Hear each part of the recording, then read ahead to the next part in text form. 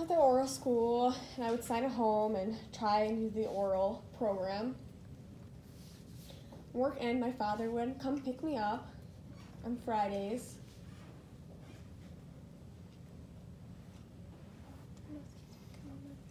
Most of the kids would come home on Fridays.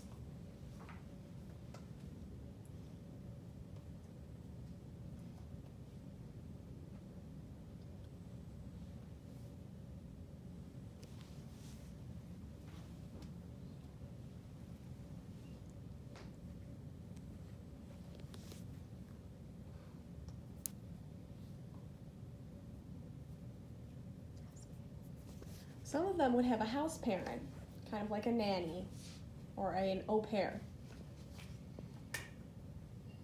And they would be like, nope, you cannot sign, you need to practice your oral.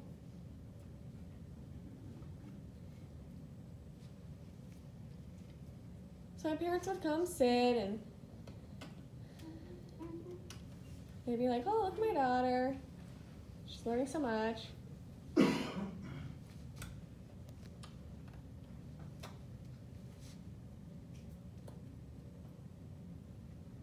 So one of the teachers decided that I should practice more sentences and that I was better at English and those skills were improving.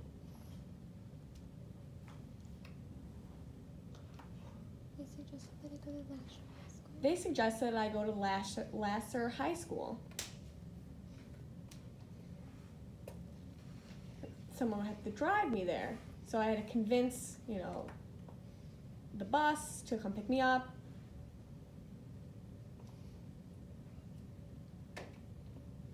Or I could go to Michigan School for the Deaf. It was another option.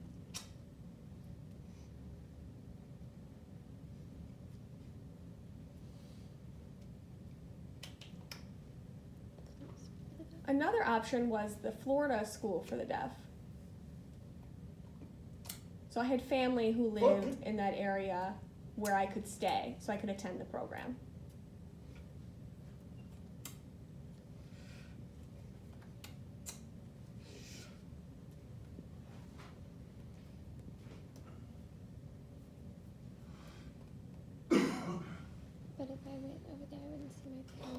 But if I went to Florida, I wouldn't see my parents for a few months or until Christmas. They'd have to fly down to see me. That would be expensive, and I didn't know if I really liked that. It was a big culture shock when I got there. But it was a big culture shock when I got there. Very different culture. There's different communities there. About 600 students. They had about 600 students there. There were some deaf blind students, just blind students, deaf students, quite a variety.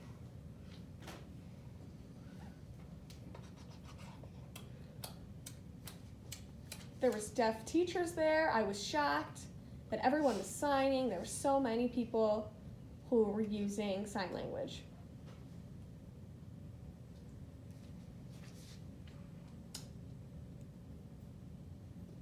So for the first couple months, I struggled a bit.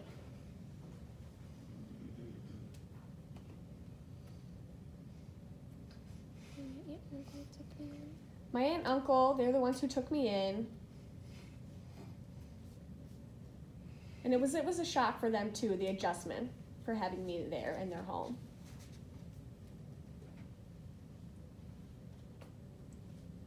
I was popular in old school, but I moved and had to find new friends. So I quite enjoyed my old school. I had lots of friends. So coming to a new school, new program, I had to find new friends, make new connections. I would cry and call, and I'd miss home. I'd want to fly back. When I did go back, I could see my parents, my family. It was nice. So I was in Florida for 3 years. And then my parents, they helped me buy a house there.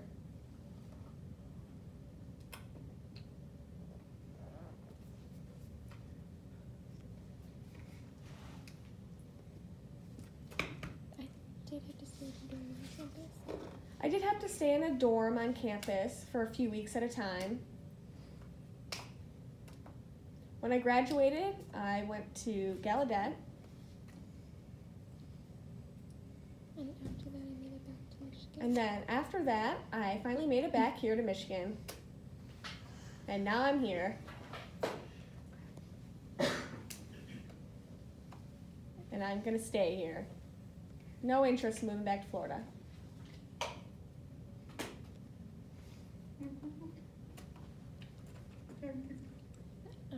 I met a man who could SimCom. I met a man who SimCommed, which was alright at the time.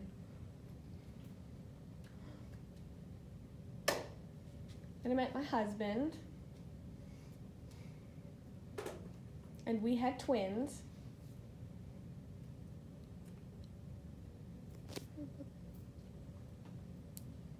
Kodak. They are Codas.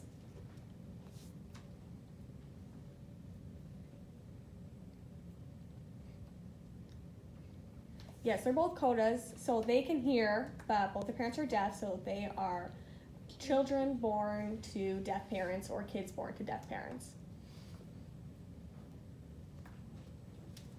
So they grew up signing.